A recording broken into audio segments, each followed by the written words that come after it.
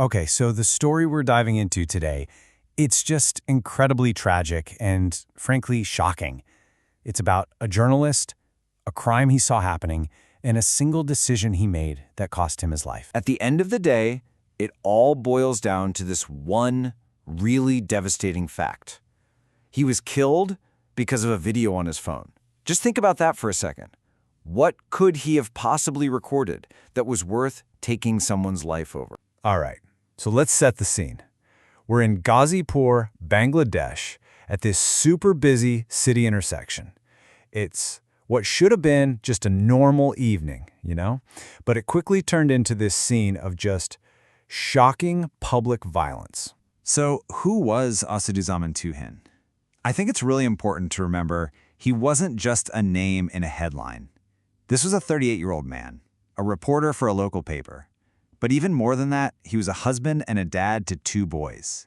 He was literally a part of the community he covered every single day. So the attack happened at the Chandna intersection, one of the busiest spots you can imagine in the city. Picture this, it's a Thursday night, people everywhere, traffic, and right there, out in the open, Tuhin is attacked and stabbed.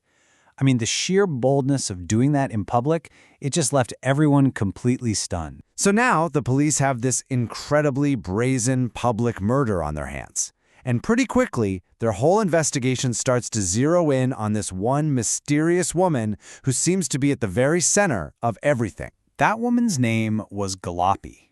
And according to the police, she wasn't just some bystander. Oh no, she was a key player in the whole chain of events that led to Tuhin's death.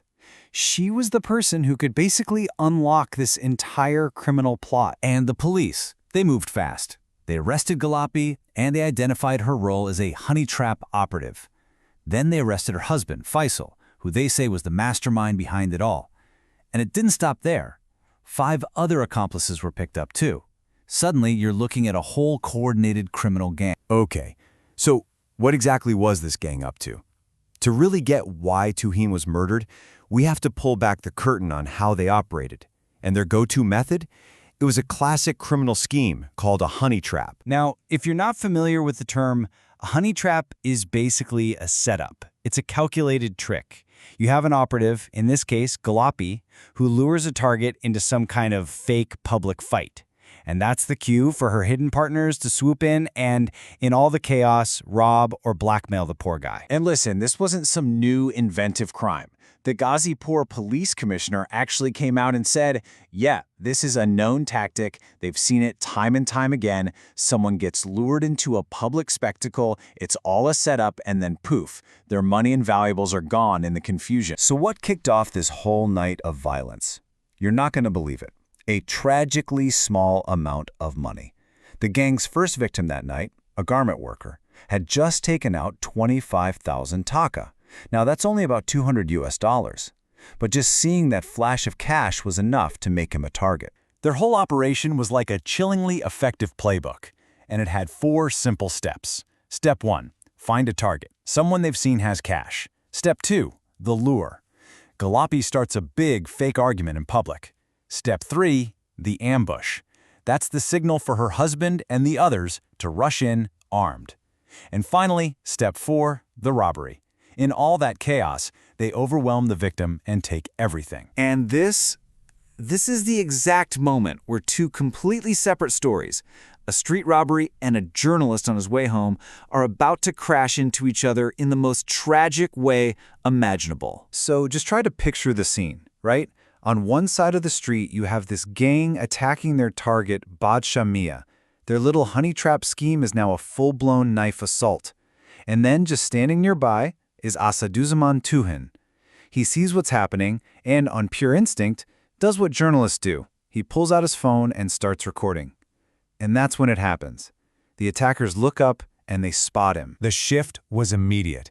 The gang just dropped their first victim and swarmed Tuhin. Their focus completely changed in a split second. Now, the only thing in the world that mattered was that video on his phone. And their demand was brutally simple. Delete the video. So Tuhin had a choice right there, a very clear choice. He could have just hit delete, erased the whole thing, and walked away. But he didn't. He refused. He wasn't going to let them intimidate him into pretending he didn't see what he saw. And that refusal, it set off this terrifying chain reaction. The confrontation immediately became a chase.